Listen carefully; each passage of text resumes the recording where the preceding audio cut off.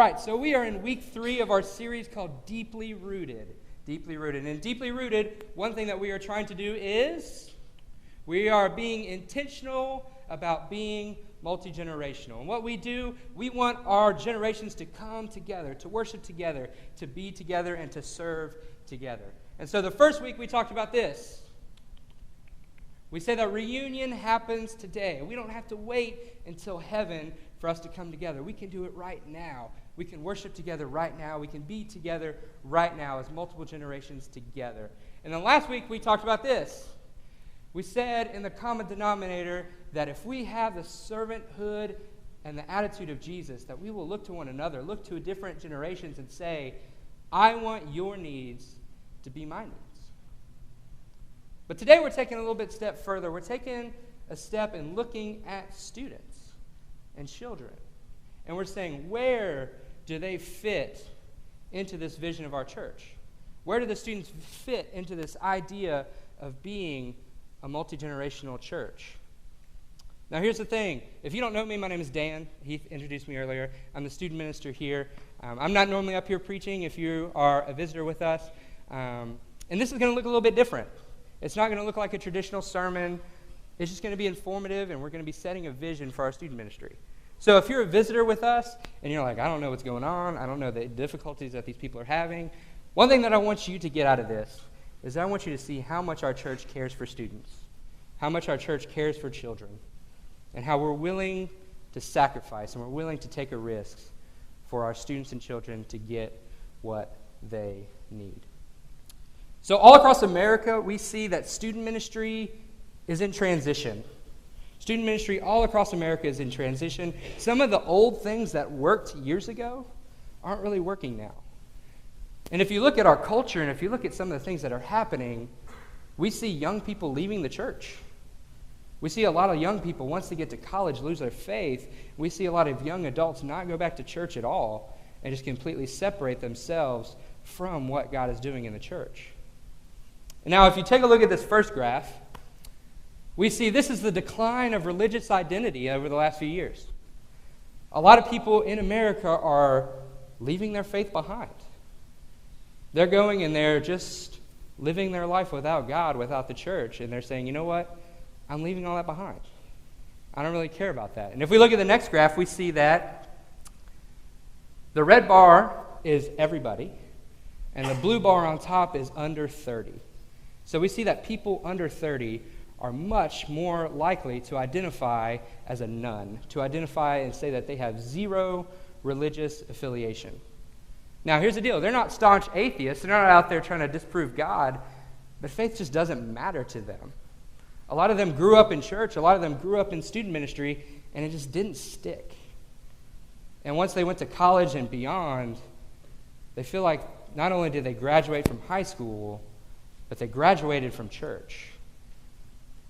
And now here they are, and our church is struggling. Our churches are losing young people, and young people just aren't coming back once they get to college. And it's become staggering. And it's become something that churches all across America are trying to figure out. And all churches all across America are trying to find solutions for. So much so that there's a seminary called Fuller Seminary in Los Angeles. And they did this big, huge, comprehensive study a few years ago called Sticky Faith. And they wanted to see what were the statistics. What were the statistics of students leaving the church? Why did they leave the church? And the ones that stayed, why did they stay? And during their study, they found out this. 50% of students active in youth ministry abandon their faith in college. 50%. Half. So if you have a student ministry of 100, the studies say that 50 of them will abandon their faith in college.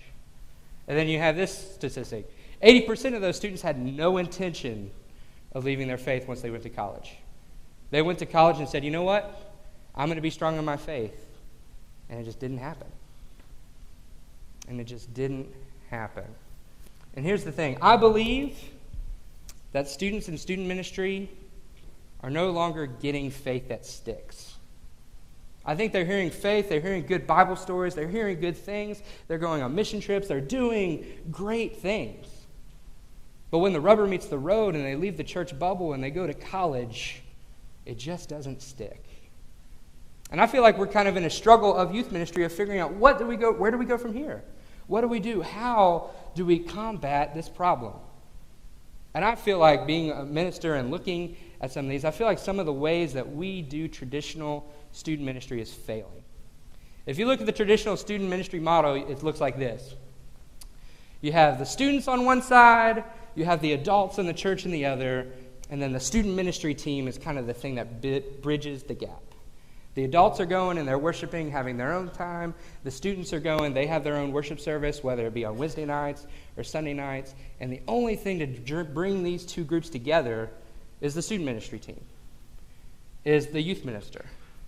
And it's almost become a deal where churches hire youth ministers to just kind of take the students away and to be with them and to guard them and to grow them up.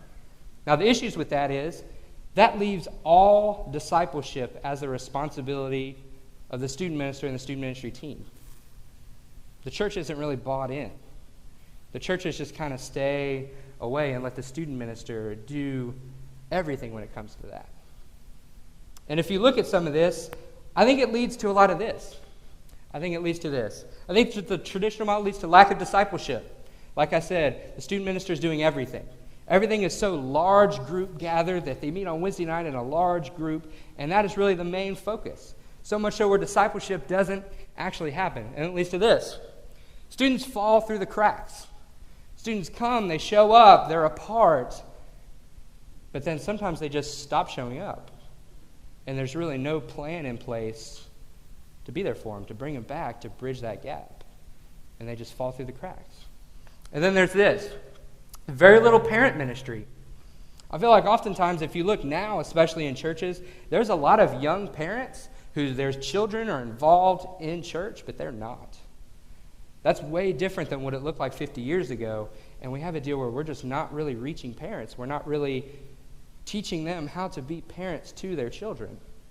So we have all these students that are here, and we're trying to teach them how to follow Christ, but we're not teaching their primary discipler, their parent, how to do that. And then we also have this. We also have very ineffectively reaching students. It becomes about the student minister. Come to church with me because I have an awesome student minister, or we have an awesome student ministry team. It doesn't become, hey, come to church with me because we're sharing the gospel, because we're growing in our faith. You completely lose that. And so you have students who come and students who are becoming a part of it just because it's fun. And we don't have growth happening unless it's incredibly intentional. But with a student minister and a student ministry team, they just don't have the resources to disciple every student. And then finally you have this.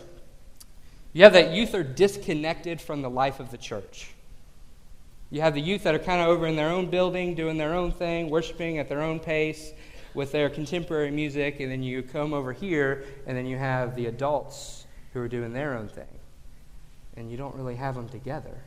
You don't have the students involved in the body of the church. And one thing that kind of hurts is as I look over some of this stuff, and as I've been here for 2 years, and as I've really, prayed about our student ministry and prayed about our direction, I feel like a lot of our struggles are some of these struggles right here. I feel like a lot of the things that we fall short and a lot of the areas that we are deficient is this list. Lack of discipleship. For example, we had 97 students involved in our Wednesday night ministry over the last year. 97 different students. A lot of them fell through the cracks. A lot of them don't come anymore. Some of them for good reasons. Some of them moved away. Some of them have done all this stuff. But some of them just fell through the cracks. And we just didn't have a system in place to engage them. We didn't have a system in place to be there for them and their parents. And if we look at our students now, over half of the students that we have engaged in our church, their parents aren't really involved in church at all. Their parents aren't really here. And we're doing a poor job of engaging them and being there for them and teaching them how to be the primary disciplers of their students. So what's the answer? We have all of this, and we're saying, yes, our church is kind of struggling here. What do we have to do? And what we have to do is we have to ask ourselves, what are we willing to give up to fix these issues? What are we willing to give up to engage students and their families? And we have to ask ourselves this question: how big of a risk are we willing to take for the lives of our students? Because I know one thing about this church, and I know one thing about our student ministry team: we don't want those statistics where 50% of our students give up their faith. We don't want that. We want more. We want our students to grow. We want their faith to stick. So in this time of transition, how do we do that? What do we do? Luckily, there's a group in the Bible, the early church. We're going to be in Acts chapter 15, and we're going to be in verses 12 through 21. So go ahead. I meant to tell you to open to that earlier. I didn't. Go ahead and find it quickly, and we're about to read it here. But the church here in Acts 15 is also in a time of transition.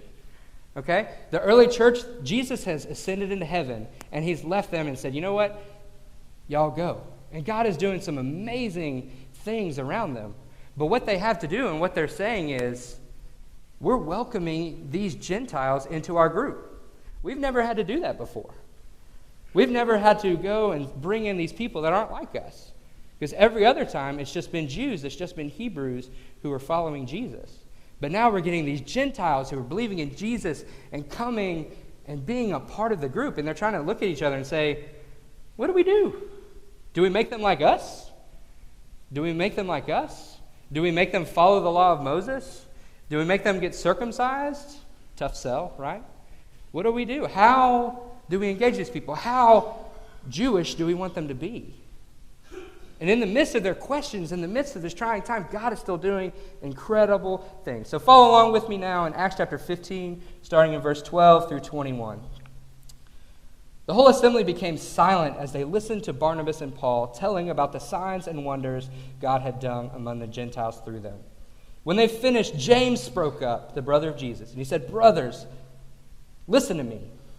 Simon has described to us how God first intervened to choose a people for his name through the Gentiles. The words of the prophets are in agreement with this. As it is written, after I will return and rebuild David's fallen tent, its ruins I will rebuild, and I will restore it, that the rest of mankind may seek the Lord, even all of the Gentiles who bear my name, says the Lord, who does these things, things known from a long time. It is my judgment, therefore, that we should not make it difficult for the Gentiles who are turning to God. Instead, we should write to them, telling them to abstain from food polluted by idols, from sexual immorality, from the meat of strangled animals, and from blood. For the law of Moses has been preached in every city from the earliest times, and it is read in the synagogues on every Sabbath. So one thing that James is saying to the church is he's telling them this. He's saying, we should make it easy for the Gentiles to turn to God. We should do all that we can for these Gentiles to turn to God. We shouldn't make it difficult. We should do what we can. And what it became is the burden was on the Hebrews to welcome in the Gentiles. But here's the thing, they didn't water down their faith at all. They didn't water down what they were called to do, but they told it in a different way. They told it in a way to where the Gentiles would understand, or where the Gentiles would follow, and where it was easy for the Gentiles to come to Christ and to be a part of the church. Now, they didn't fix this problem overnight. This wasn't an easy solve for them. Right? There was still a big issue in the early church between Jews and Gentiles. They were trying to figure it out. They were trying to struggle. They were trying to come up with solutions. They were trying to find compromises for what to do. But I'm glad that the Jews didn't sit back and say, you know what? If you're going to come worship with us, if you're going to do what we do, you got to do it exactly how we do it. We're not going to compromise at all. We're going to do what we are doing. And if you want to come and join us, great. But we're not going to reach our hand across the aisle. I'm so thankful they didn't do that. I'm so thankful that James spoke up and they were there and they helped the Gentiles with whatever they need. And the disconnect between Jew and Gentile was great, yes, but they compromised for it. I feel like oftentimes today, our churches, we still struggle with that same disconnect. Churches as a whole struggle with the whole idea of we're the church and the world, and we struggle with making it as easy as possible for the world to come to Christ.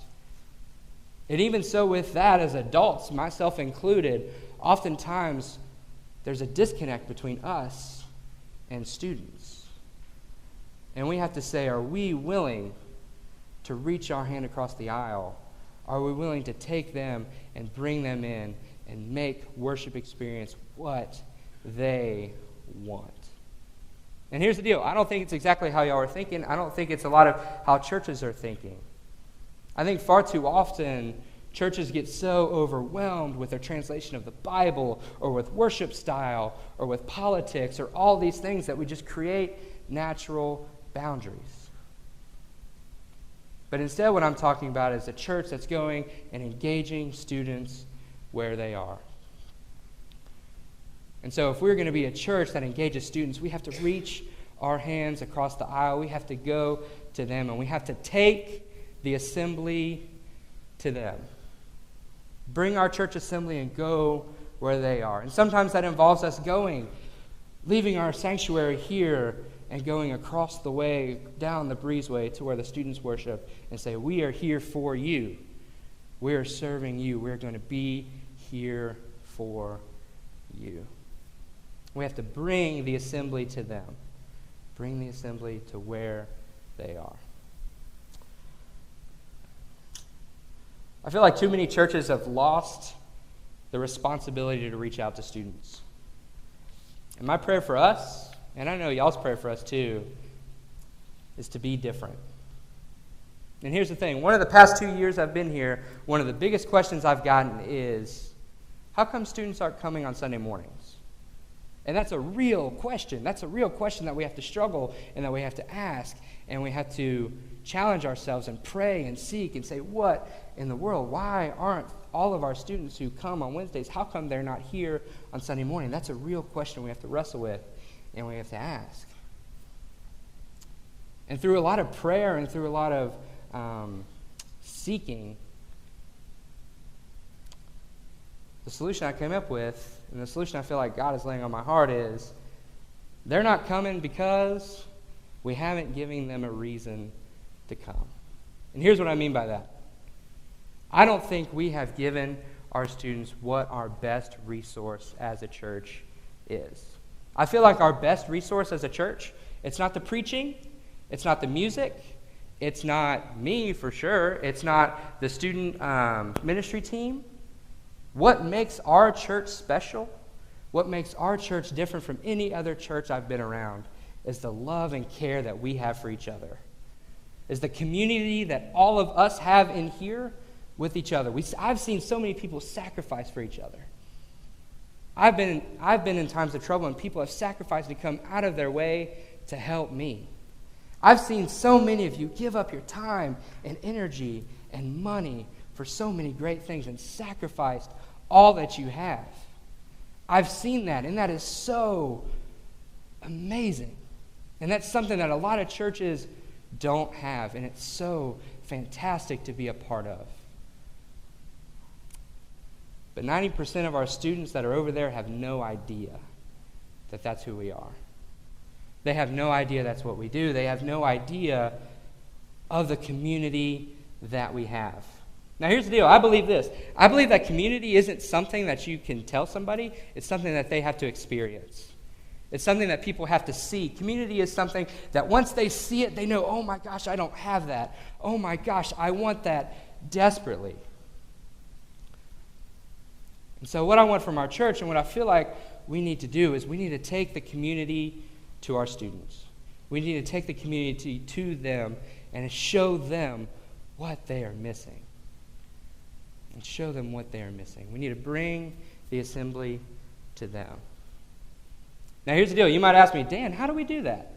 How in the world are we going to do that? We love worship here. We're not going to all just walk over and go talk to them because that's scary. And what are we going to do? We're not going to do that. Well, here's the deal. I think our church, we currently don't have the system in place for the student ministry for that to happen. And so what we are doing here in the fall is we're in the process of restructuring our student ministry. We're in the process of trying to leave that old student ministry model and bringing in something new, bringing in something fresh, bringing in something multi-generational for all of us to come together. Right now what we are is we're very large group based, and what we want to do is we want to become small group based. We want to make small groups a priority. We want to make our students enjoy small group time where they meet you and where they talk with you and where you can go and invest in them. And I feel like our students are going to benefit so much from that. So here's the new model of student ministry. We have the church as a whole, and then we have our students and our adults interacting together, being there as one. And sure, we break out, and sure, the students do their own things, and sure, the adults break out and have their own things, but we are together here as one, worshiping God, discipling each other, being here together. That is the model of ministry I want, and I feel like that's the model of ministry that students in Lorena need. They need to see adults who care for them. They need to have adults investing in them and adults who really care about them and their spiritual life. So we're starting something in the fall. We're starting this new thing called Group. Here's a picture of it. What Group is Group is going to be on Sunday night, and it's going to be a small group ministry. One of the challenges that we've had so far is we want to be small group based, but on Sunday mornings, it's difficult. Why is it difficult on Sunday mornings? Because all of you, the adults that we want our students to meet, the adults that have so much to give, y'all are involved already in y'all's Sunday school classes, right? And y'all love y'all's Sunday school classes. And the last thing we want to do is take you away from your Sunday school classes. So what we're going to do is we're going to have this time of group on Sunday nights. And the last thing we want you to do is have to prepare another lesson and spend a whole bunch of time preparing. It's none of that at all. We're going to come there, we're going to meet together as a large group, and then we're going to break up into small groups. And there's just going to be questions printed out, and it's going to be you investing in students, asking them questions about how their week was, going through the lesson and just going through these questions that we ask, and having our students talk to you, know you, and be a part of this community. So, here's the deal. Is Group going to solve all of our problems? Absolutely not. But is it a step in the right direction for where we want to go as a student ministry? I think so. I think so. And I think it's going to be a time that's really enriching for our students, but it's also going to be really enriching for our church and our adults as well, to meet these students, to engage with them, and to grow in Christ together. Because last thing before we're done, that same study by Fuller Seminary, they found that the students that did succeed, the students that kept their faith in college, and the students who are still engaged in church now as young adults, they're the students where 5 adults from the church invested in them, where they knew them, where they discipled them, where they helped them grow. Those are the students that succeeded. Those are the students where their faith stuck. And I don't think that's incredibly difficult. But I think it's something that we have to do intentionally. We have to take our assembly to them. Is it going to be challenging? Absolutely. Is it going to struggle sometimes? Yes. Is this going to solve all of our problems? No. And it's going to be a risk. But I think it's going to be a risk worth taking for our students and for our church as a whole. So let's band together. Let's bring the assembly to our students. Y'all pray with me.